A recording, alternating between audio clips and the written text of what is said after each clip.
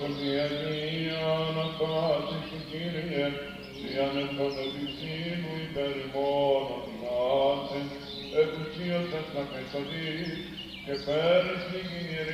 are now in the southwestern part of Cyprus, about 10 kilometers north of the town of Paphos, near the village of Talla.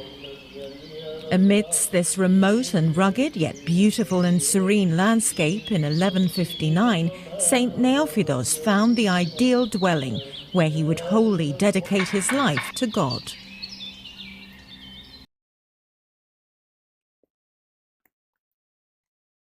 Dear visitors, thank you for travelling from near and far to visit my Enklistra. It gives me great pleasure to guide you through this hallowed space. I settled here 7 years after I became a monk. Although I was delighted when I first joined the monastery of Gutsovendis, I soon began to feel a deep longing for the eremitic life. I asked the hegumen, as we call the abbot of a monastery in Greek, to let me go on my own, but he refused. He granted me, however, permission to travel to the Holy Land. For me, the journey was not merely a pilgrimage. I hoped to find a hermit who would accept me as his disciple. In the period that followed, the saint lived in austere solitude, patiently and perseveringly carving further into the rock, deepening the cave and creating the first 2 chambers, his cell and a sanctuary, where he placed an altar to celebrate Holy Communion. His life, and with it the story of the cave, took a new turn when Vasilios Ginamos became Bishop of Paphos. Ginamos had long known and respected Neophytos. For 4 years, the new bishop persistently urged him to accept a disciple and form a monastic community. In obeying the bishop's will, I ceased to be merely a recluse. I became the hegumen of the monastery.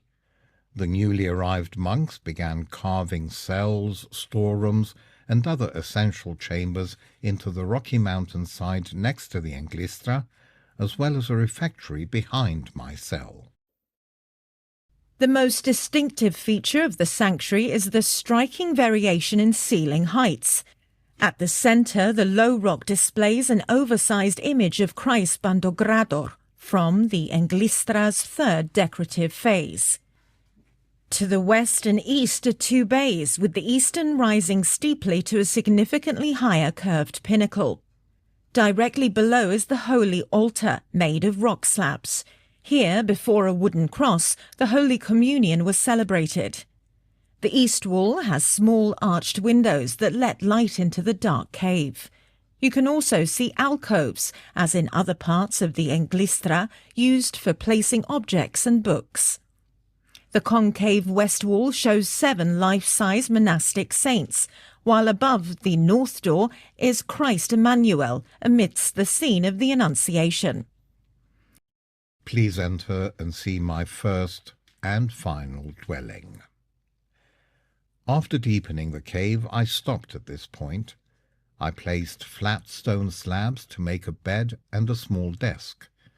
I spent endless hours sitting here praying, writing my own manuscripts. I wrote 16 books in the course of my secluded life, and copying the texts of others. The original decoration of the cell must have been truly magnificent. It featured prophets on the apex of the vaulted ceiling, warrior saints on the eastern wall, along with an inscription about Saint Neophytos' journey from Gutsovendis to Paphos, the crucifixion complemented by saints on the southern wall, and circular decorative patterns on the western wall, where the recesses left no space for figural representations. I hope your visit to my Enklistra has been rewarding, and that my life will inspire you to embrace some of my guiding principles. True peace does not come from material wealth or status, but from focusing on what truly matters. Achieving this requires self-knowledge.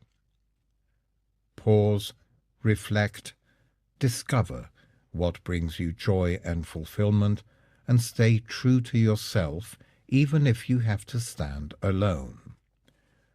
Hold fast to faith, patience, and perseverance, for they will guide you through life's adversities. Reach out to others with care, in spirit, in heart, and in action. Share your wisdom and knowledge, and in doing so, enrich both your soul and those around you. Do your small part, so that the world you leave behind is at least a little better than the one you received. Go in peace, dear visitor.